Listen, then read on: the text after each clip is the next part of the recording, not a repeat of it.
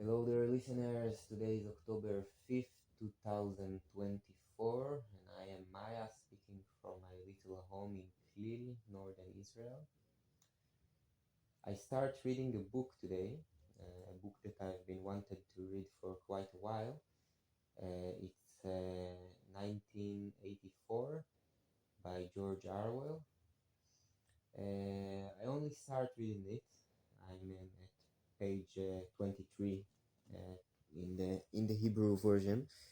But I already had like lots of thoughts, and I wanted to share it because it's interesting reading this very classic, important book. Um, while it's like a very classic, important historical book, and I'm reading it while living in the center of a very feel like that a very critical historical time, and I think I feel like in certain point I feel that the book is echoing with my life much, and in other point not, um, and I wanted to share it. I think I wanted to share it first because um, in the one of the first thing that the main character in the book is doing is writing a diary, and I'm here recording this podcast as some kind of a diary. So it's I think this is the first point where when it echo in my life. Um, the character in the book, Winston, his name, I think Winston. Um, is very afraid of writing the, the diary because he's afraid of the Toth police that will catch him because it's like illegal to write the diary. And I feel I'm echoing with this. In Israel, journalist arrest um, became much more common since the since the government that is now in control was elected. Um, yeah, the I think it's a new thing in Israel that journalists can be arrested, and many people were arrested for like WhatsApp messages that they passed or link in Facebook and stuff like that. Um, yeah, speaking in this podcast, if you go to preview episode, you can see I speak some quite radical stuff. If you living in Israel, you can see how radical it is, and quite oftenly I had in my mind the idea that if this podcast would have become more popular, I might have been uh, maybe it would have been blocked or deleted, or maybe I can even be arrested if situation get worse. So yeah, I can feel it when the character in the book start write the diary. So I feel, and this is why I wanted to record this episode, just to share with you, to put it up there, for if something happened to me, if I die, if situation get worse and Israel become more and more like places like, I don't know, North Korea or stuff like this. So I have those words up there in internet, hopefully not deleted, hopefully heard. um yeah, kind of want to speak out from this terrible place that I'm in, speaking out into the general humanity mindset. um I don't know exactly why. In the book, Winston is there is this part that Winston wondering why does he write this diary, who does he write the diary for, and it's a big question, I think.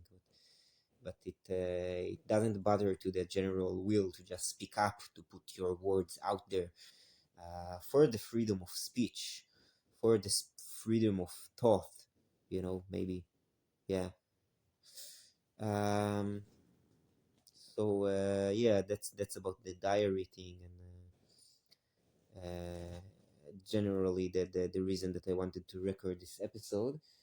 And now, more to be more specific, I think I see I s- I think I don't echo. I don't see my present echo in the book.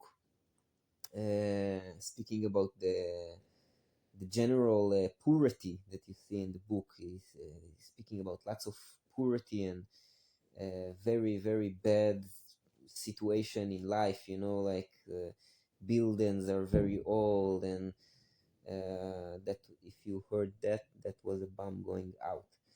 And like the purity that described in the book, I don't see it in my life here in northern Israel. I guess it's look much more like Gaza, or like Lebanon. Probably look much more like it described in the book of 1984. But what I do echo with, what I do see, I read in the book and I go like, wow, that's like really like the life that I'm living now, is um, the the idea of making violent enjoyable, using the words of Marshall Rosenberg, making violent enjoyable, or and at least decreasing the people sensibility to violence. Yeah, this again, what you hear is bomb going out from Israel to Lebanon. If you hear the explosion that just occurred, um, yeah, there is this part when you go to the movie theater, and the movie theater shows um, like a military movie of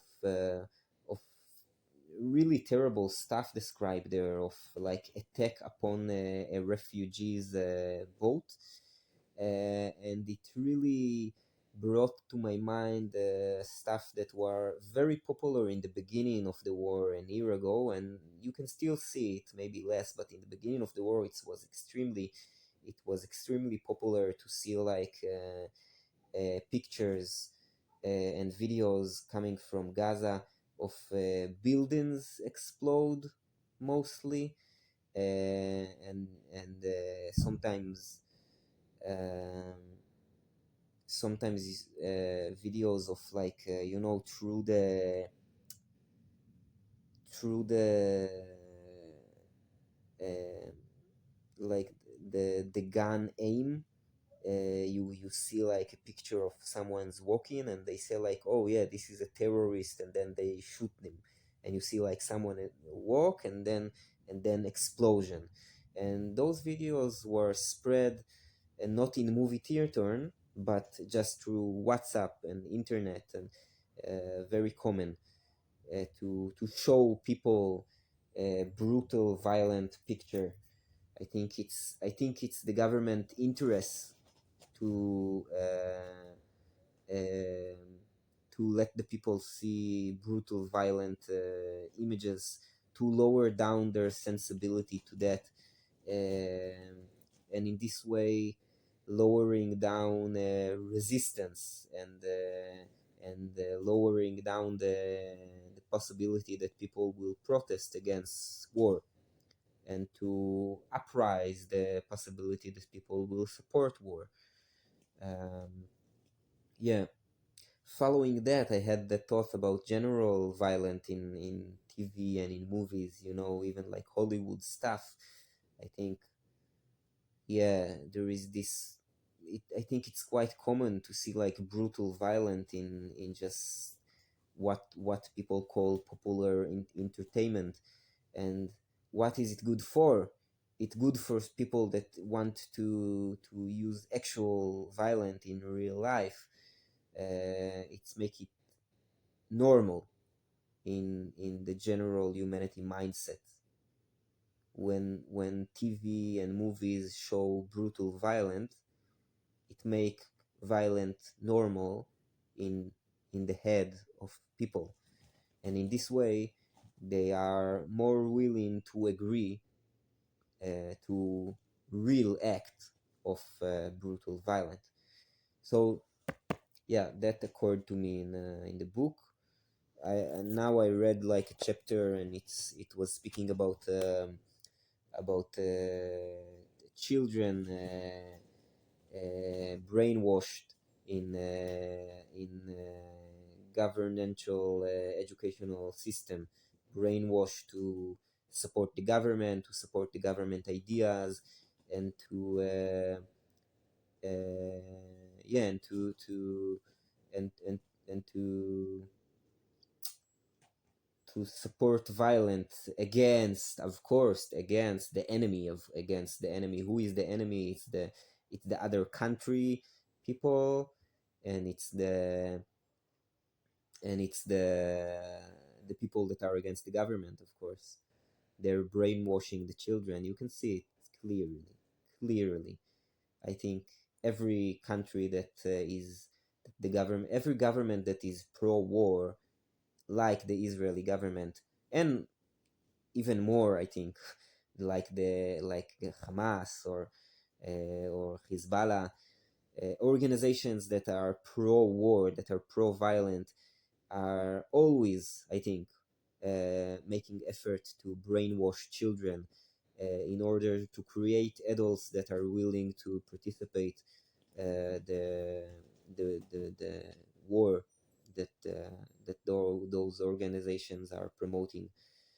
Um, yeah, and they're promoting war to keep their power, because when you have war against someone that is external, then you keep the internal society unite against this external thing.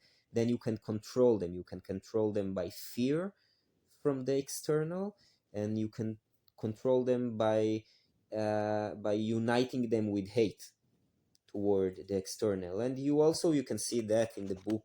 They have this 2 daily minutes of hate, when they just like unite together to see like the government enemy, and like shouted at them and hate them.